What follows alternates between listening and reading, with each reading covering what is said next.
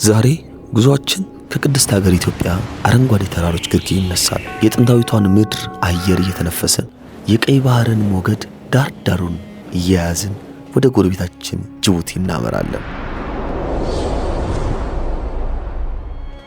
ይህ ጉዞ ግን እንደ ማንኛውም ቱሪስት ለአይን እይታ የሚደረግ የሽርሽር ጉዞ አይደለም። ይህ ጉዞ በጋለ በረሃ መካከል ስለሚፈነጥቅ ኦርቶዶክሳዊ ተጋድሎ የሚመሰክር ልዩ መንፈሳዊ ጉዞ እንጂ ታላቁ አባታችን ብፁዕ አቡነ ማቴዎስንና የወንጌል መምህራን ሰብስበን ወደ በረሃማዋ ሀገር ወደ ጅቡቲ አቅንተናል።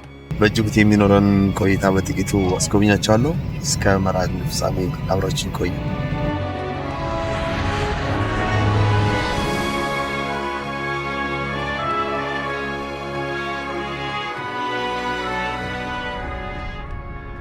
እንደ እግዚአብሔር ፈቃድ ጅቡቲ ደርሰናል። በጅቡቲ እምብርት ላይ በታሪክ ማህደር ውስጥ የደመቀ አንድ ቅዱስ ስፍራ አለ። በግርማዊ ቀዳማዊ ኃይለ ሥላሴ ዘመነ መንግስት የተመሰረተውና ለብዙ ዘመናት ለኢትዮጵያውያን የጸሎት መከታ የጽናትን ቤት ሆኖ የቆየው ጥንታዊው የጅቡቲ ምስራቅ ፀሐይ ቅዱስ ገብርኤል ቤተክርስቲያን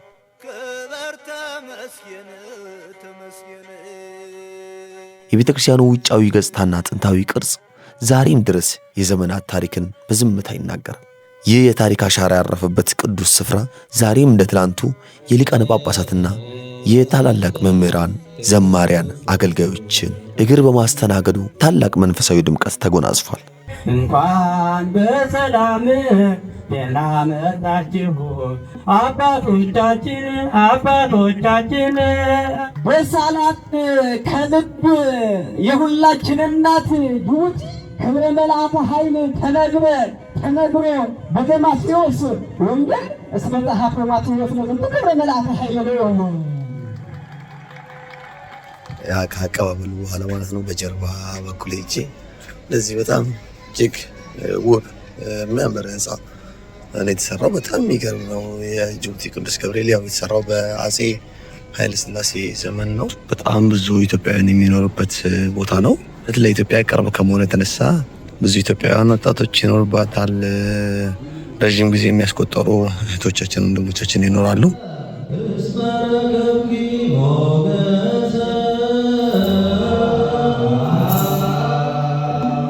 ይህ የቅዱስ ገብርኤል ዋዜማ ዝግጅት ነው። ለነገ ሁሉም የመጣው ሁሉ የበዓሉ ተሳታፊ ምግብ ተመግቦ ነው የሚሄደው። እናቶቻችን እንደዚህ የተዘጋጀ ነው።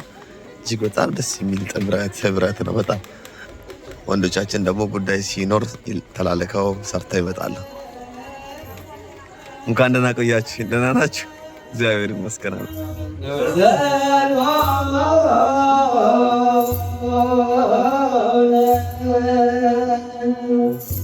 በዚህ ግቢ ውስጥ ቆመን ስንዘምር በሀገርና በስደት መካከል ያለው ርቀት ሲቀጥል ይሰማናል።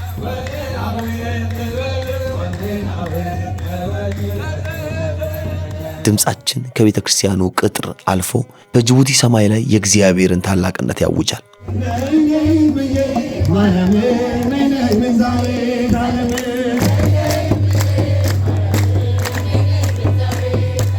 በቅዳሴው ዜማና በምዕመኑ ጉልበት ሰማዩና ምድሩ የተገናኙ ይመስላል።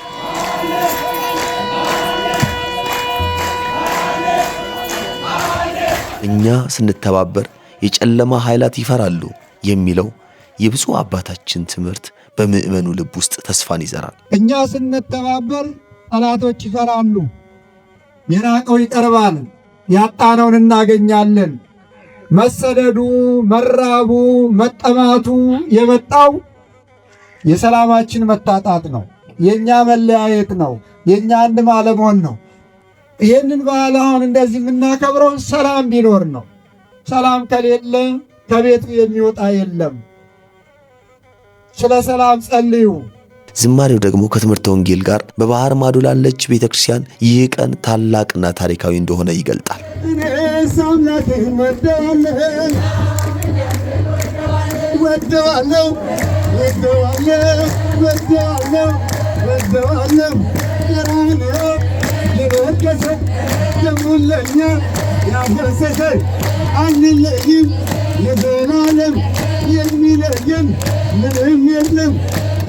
ሕይወት ጠብቆ ለምስጋና ለውዳሴ ለቅዳሴ ሰበሰባችሁ። በሰላም ለሕይወት ጠብቆ ለመቃም ያደርሳችሁ።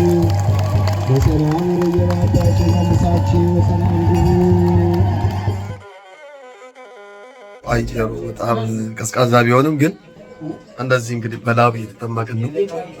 በጣም እጅግ ከባድ እግዚአብሔር ሰራት የሚላክላቸው ካህናቱ አባቶቻችን ትውት የሆኑ አባቶች አገልግሎት ደከም ይሰለች የማይሉ አባቶቻችን አገልጋዮች ያሉበት ደብር ነው። እግዚአብሔር ይጠብቅልን። እሱ ዓለም ንቋት እንደዋዛ እዩት በጉልበት ላብ ተገዛ። አሁን ደግሞ ጉዟችንን ወደ ቤካዶስ ማርያም ከገብርኤል ማለት ነው ልናደርግ ነው። እዛ ደግሞ የእመቤታችን ቤተክርስቲያን አለች።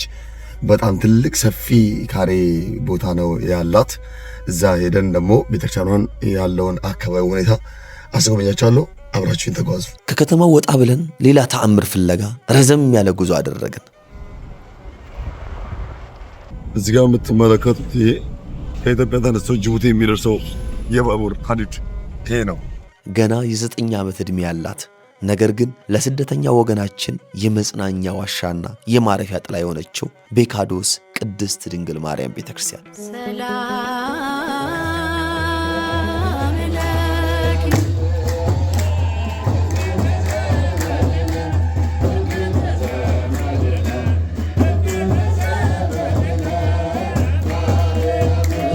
እንዴት ናችሁ? እግዚአብሔር ይመስገን። አሁን አጋጣሚ ያው ከቅዳሴ ጨርሰን እየወጣን ነው።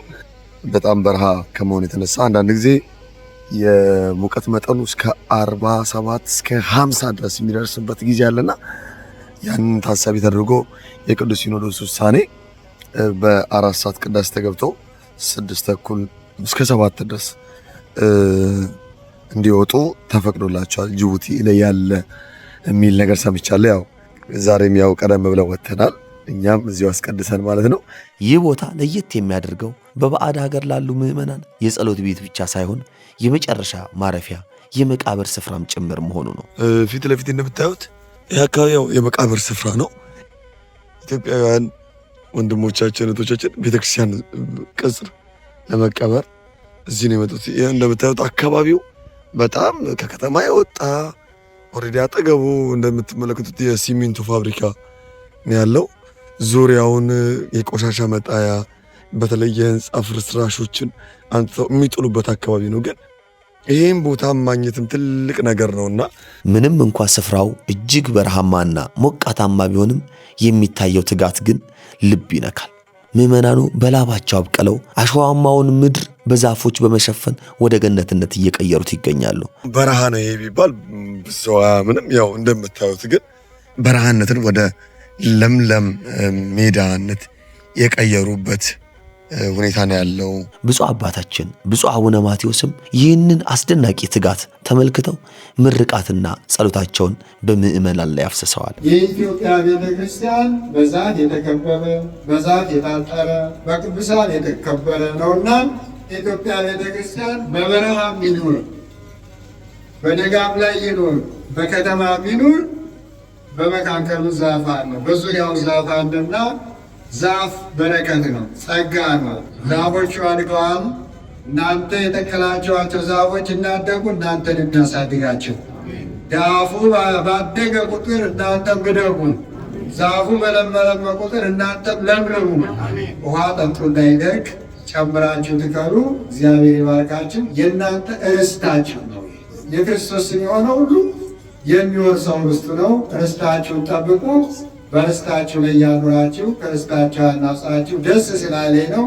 እናንተም ደስ ይበላችሁ። መሬታችን ተስዋታ የደስታ ልጆች ያደርጋችሁ። እቺ ቤተክርስቲያን እንግዲህ ያው እንደምትመለከቱት ጥር 21 2009 ነው የተመሰረተችው። በበረሃ ውስጥ ያለች ገነት ቅድስት ቤተክርስቲያን ነች። እንደው ስታይ ራስ ደስ አትልም? የትም ሀገር እንሆን የትም ሀገር ሀገራችን ያለን እንዲሰማን የምታደርገን ቅድስት ቤተክርስቲያን ነችና በጣም ደስ ይላል። አንዱ ይሄ ነው። በቃ የቤተክርስቲያን ያው በተቻለ አቅም ማዕድ አዘጋጅተው ሁሉም ተባብረው ሁሉም ተስተካክሎ ማዕዱን ተቃምሶ እመቤታችን ዝክር ተዘክሮ ከዛ በኋላ ሁሉም የተቻለውን ቀምሶ የሚሄድበት ነው። እጅግ በጣም ደስ ይላል።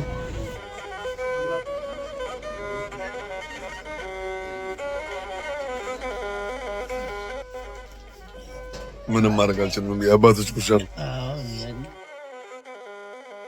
ቅድም እንደነገርኳችሁ እዚህ ማርያም ላይ ሹፌሮች ብዙ ከኢትዮጵያ ጅቡቲ፣ ከጅቡቲ ኢትዮጵያ የሚመላለሱ ሹፌሮች አሉ።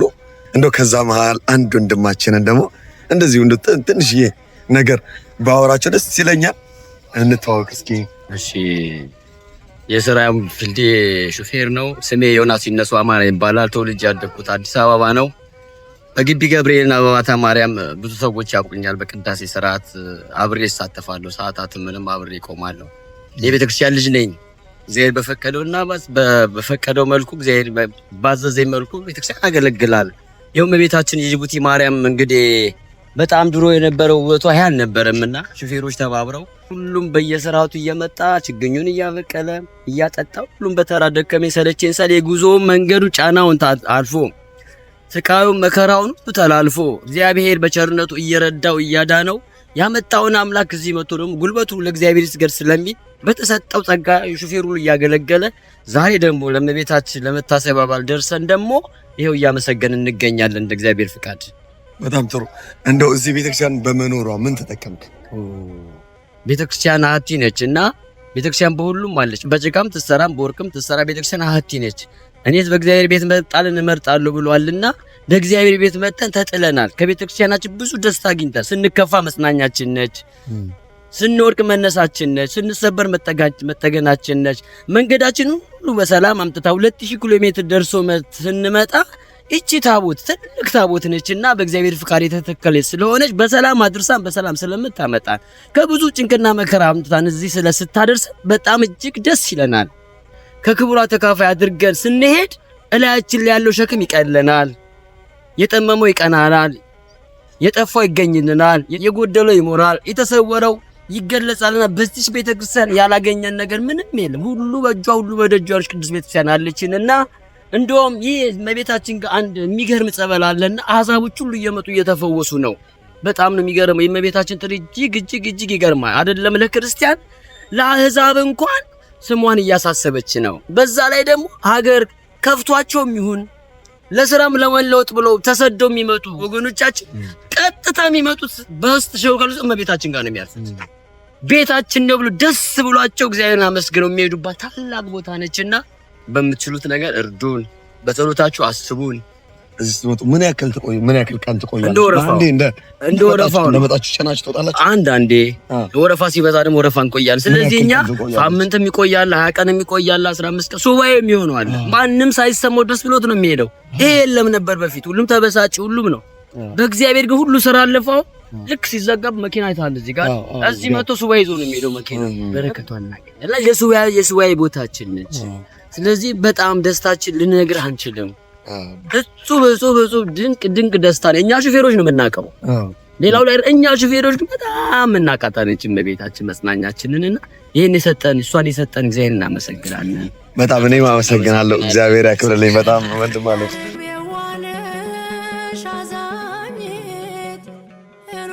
ከመንፈሳዊው በረከት በኋላ የጅቡቲን ልዩ በረሃማ ውበት፣ ማራኪ ባህላዊ ጌጣጌጦችና ጥንታዊ ቅርሳ ቅርሶችን የመጎብኘት እድል አግኝተናል።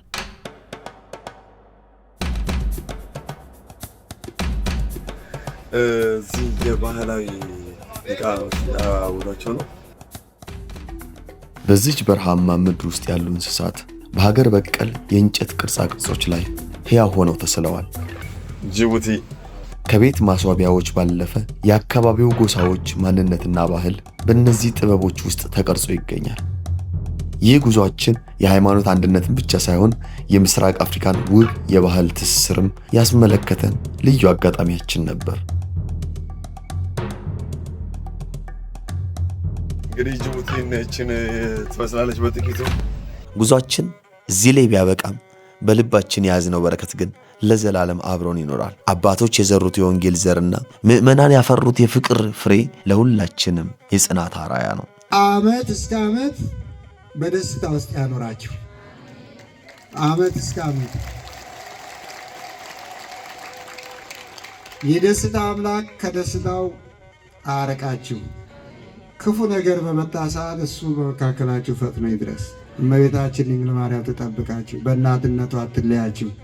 ወስብሐት ለእግዚአብሔር። እንግዲህ የነበረኝን ቆይታ አጠናቅቄ ብፁዕነታችን እየወጡ ነው።